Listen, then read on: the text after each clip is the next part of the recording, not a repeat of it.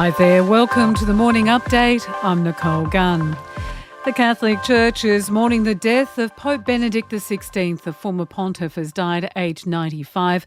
Pope Francis has paid tribute to his predecessor in the New Year's Eve service at St. Peter's Basilica. Francis saying he was a gift to the Church and to the world. And speaking of kindness, at this moment, my thought goes spontaneously to dear Pope Emeritus Benedict XVI, who left us this morning.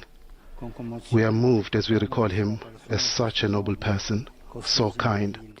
A funeral service will be held next week. Elected Pope in 2005, he shocked the Church by stepping down in 2013, the first to resign in 600 years.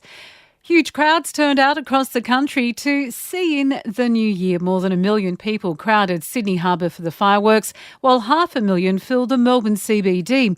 Big crowds also reported in our other cities. Hundreds of people have seen in the new year stranded on a cruise ship. 550 are on board Viking Orion, which is anchored off the coast of South Australia. It was refused entry to New Zealand and Tasmania because its hull is coated in a noxious algae. Former NRL coach Daniel Anderson remains in a stable condition after a freak surfing accident on the New South Wales Central Coast. The ex-Parramatta and New Zealand Warriors coach was body surfing at Soldiers Beach when he was reportedly dumped on his neck by a big wave. The 55-year-old airlifted to Royal North Shore Hospital. WikiLeaks founder Julian Assange is to apply for prison leave to attend the funeral of fashion icon Dame Vivienne Westwood. She was a vocal supporter and friend of Assange and famously protested against his incarceration, suspended in a giant birdcage. Iran's High Court has accepted a protester's appeal against the death sentence. The 25-year-old is facing charges for allegedly damaging public property and has been on a hunger strike for 2 weeks. In sport, the Melbourne Stars with an upset 8-run win over the Adelaide Strikers in last night's clash in the BBL. Marcus Stoinis named player of the match with a knock of 74 off 35 balls.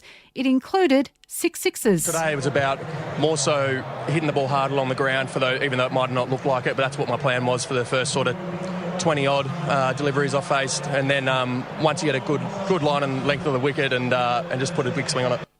In the other game, the Sydney Thunder beat the Hobart Hurricanes by 62 runs. In A-League, Karang Khoul has farewelled the Central Coast Mariners with a 2-1 win over Melbourne Victory. The 18-year-old now heading to the UK to play for Newcastle. And in basketball, the Perth Wildcats have claimed a 10-point victory over the Illawarra Hawks. The Taipans bested the 36ers 86-83. And that's the latest from the Nova podcast team. We'll see you later for another episode of The Update.